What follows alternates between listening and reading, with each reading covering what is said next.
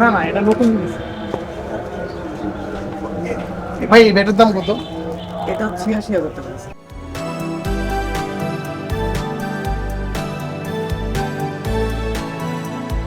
৮৬,০০০ টাকা। আপনি তো ইয়ে তো জান না, মতিঝিলের অপোজিটে একটা মুরব্বির দোকানে ব্যাট ঠিক করতে, অনেক আগে গেছে এখন। সে আপনার কথা দিন বলতেছিল। এগুলা বাতাসিন কোথেকে? এই যে এখানে পেছনে একটা বড় ভাই আছে, উনি অনেক ভালো কাজ করে। তাহলে কি এবার বিপিএল এই ব্যাট দিয়ে ইনশাআল্লাহ দেখি রেডি করতেছি, রেডি হয়ে গেলে তো। এটা একটা ব্যাটের পিছনে আসলে মানে কিরকম ইয়ে করতে হয়, লাইক ধরেন যে কিনে আনার পরে প্রসেসিং। প্রসেসিং বলতে কিনে আনার পর প্রথম কাজটা হয় আপনার এই সাইডগুলো একটু বসায় দেওয়া, একটা হ্যামার জাতীয় একটা আছে। ওদের এই সাইডগুলো বসলে কি হয়, আপনার বল এজ লাগলে ফাটে না।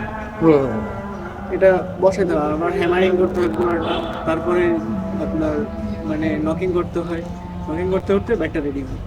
মানে এই আপনার কি সর্বোচ্চ প্রাইসের ব্যাট কি এটাই?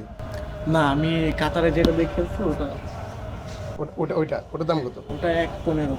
১,১৫,০০০। ন্যাশনাল টিমে কারো থেকে ব্যাট গিফট পাইছিলেন?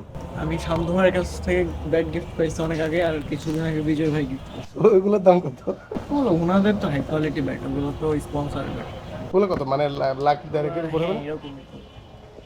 যাক, এই ব্যাট দিয়ে তাহলে হাবিবুর রহমান সোহান নোয়াখালী এক্সপ্রেসের হয়ে মাঠ মাতাবে, বড় বড় ছক্কা আঁকাবে ইনশাআল্লাহ। ইনশাল্লাহ।